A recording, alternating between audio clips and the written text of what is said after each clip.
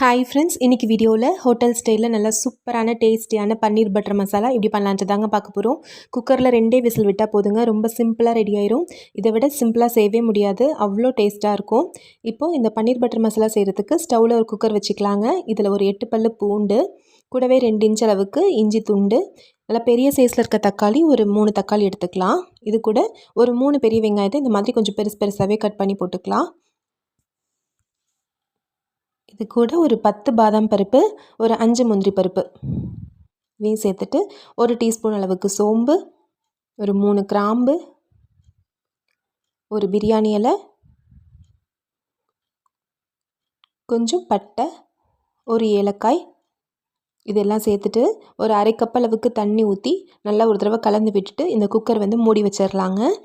2 whistle வந்தால் போதும், ரொம்ப நேரம் வேக வைக்கணுன்ற அவசியம் இல்லை. 2 விசில் வந்தாலே ஸ்டவ் ஆஃப் பண்ணிடுங்க. இன்றைக்கி நான் செய்கிறது தாராளமாக 4லேருந்து 5 பேருக்கு போதுமான அளவுக்கு இருக்கும். நல்லா க்ரீமியாக ரொம்ப டேஸ்ட்டாக சூப்பராக இருக்குங்க இந்த கிரேவி. இப்போ மூடி வச்சிடலாம், ஒரு 2 விசில் வரட்டும். 200 கிராம் அளவுக்கு பன்னீர் எடுத்திருக்கேங்க. அதை க்யூப்ஸாக கட் பண்ணி எடுத்துக்கலாம். ரொம்ப பெரிய சைஸும் இல்லாமல் ரொம்ப குட்டி குட்டியாகவும் இல்லாமல் இந்த மாதிரி மீடியம் சைஸில் க்யூப்ஸாக கட் பண்ணி எடுத்துக்கோங்க. நான் இன்றைக்கி இந்த பன்னீர் பட்டர் மசாலா செய்கிறதுக்கு ஃப்ரெஷ் க்ரீம் பயன்படுத்தாமல் வீட்டிலையே பாலாடை எடுத்து வச்சுருக்கேன். பாருங்கள், இந்த மாதிரி நம்ம டெய்லியுமே பால் காய்ச்சல் இல்லைங்களா, அதில் எடுத்த பாலாடையை ஒரு 2-3 கரண்டி அளவுக்கு எடுத்திருக்கேன். அதை ஒரு பவுலில் போட்டு நல்லா இந்த மாதிரி கட்டி இல்லாமல் நல்லா மிக்ஸ் பண்ணி எடுத்துக்கோங்க.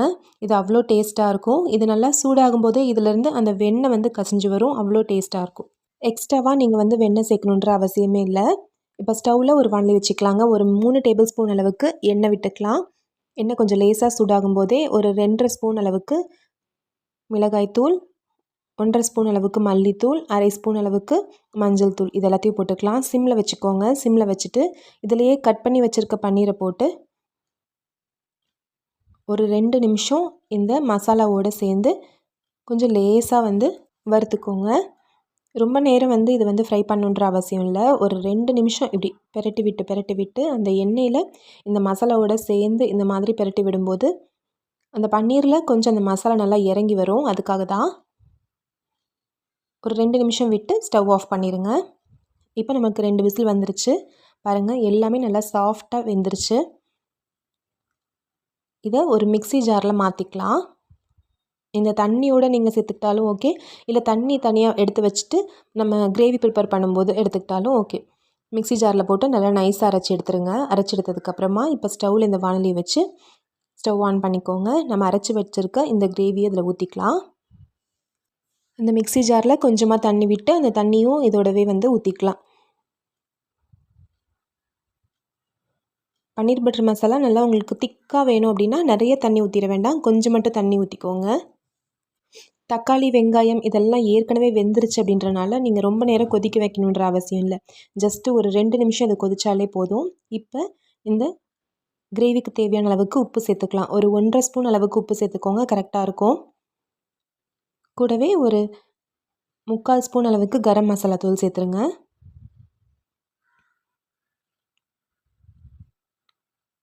ஒரு 3/4 ஸ்பூன் அளவுக்கு கரம் மசாலா தூள் இதை சேர்த்துட்டு நல்லா ஒரு தடவை கலந்து விட்டு ஒரு கொதி வரட்டும். ஒரு கொதி வந்ததும் நம்ம ஏற்கனவே கலந்து வச்சுருக்கோம் இல்லைங்களா ஃப்ரெஷ் க்ரீம், அதாவது பாலாடையை நல்லா மிக்ஸ் பண்ணி வச்சுருக்கோம் இல்லைங்களா, அந்த பாலாடையை இதில் சேர்த்துடலாம்.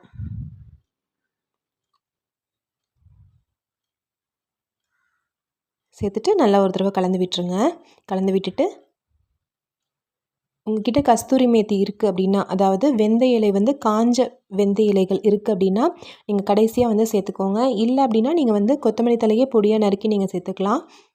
கஸ்தூரி மேத்தி சேர்க்கும்போது நல்ல வாசனையும் நல்ல ஒரு டேஸ்ட்டு கொடுக்கும். நம்மளுக்கு ஹோட்டலில் செய்கிற மாதிரி எக்ஸாக்டாக அதே டேஸ்ட் உங்களுக்கு கிடைக்கும்.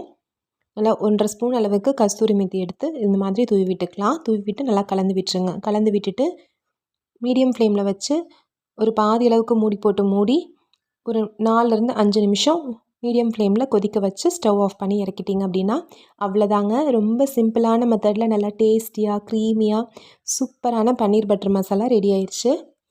இப்போ பாருங்கள், இந்த கிரேவி இன்னும் கொஞ்சம் திக்காகட்டும். அதுக்காக நான் இன்னும் ஒரு 2-3 நிமிஷம் நல்லா கொதிக்க வச்சுக்கிறேன். இந்த கன்சிஸ்டன்சியில் வந்துருச்சு அப்படின்னா சூப்பராக எக்ஸாக்டாக நம்ம ரெஸ்டாரண்ட்லலாம் சாப்பிட்ற அதே கன்சிஸ்டன்சியில் சூப்பராக இருக்கும். இதில் அவ்வளோ வாசனையாக அவ்வளோ டேஸ்ட்டாக இருக்கும். பாருங்கள், பார்க்கவே எவ்வளோ எம்மியாக இருக்குன்னு. இப்போ நம்ம ஸ்டவ் ஆஃப் பண்ணிவிட்டு இதை வந்து வேற ஒரு பவுலுக்கு ட்ரான்ஸ்ஃபர் பண்ணிடலாம்.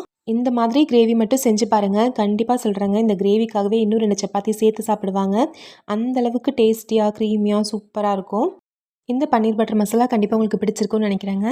ஃபைனலாக நம்ம வந்து சர்வ் பண்ணும்போது மேலே ஒரு ஸ்பூன் அளவுக்கு ஃப்ரெஷ் க்ரீம், அதாவது இதே அளவுகளில் இதே மாதிரி நீங்களும் பன்னீர் பட்டர் மசாலா ட்ரை பண்ணி பார்த்துட்டு எப்படி வந்துச்சுன்னு சொல்லுங்கள். இந்த ரெசிபி உங்களுக்கு பிடிச்சிருந்துச்சுன்னா நம்ம சேனல் ராகாஸ் கிச்சனில் ஒரு லைக் கொடுங்க. ஃப்ரெண்ட்ஸ் கூட இந்த வீடியோவை ஷேர் பண்ணிக்கோங்க. நம்ம சேனலை சப்ஸ்கிரைப் பண்ணி வச்சுக்கோங்க. தேங்க்யூ.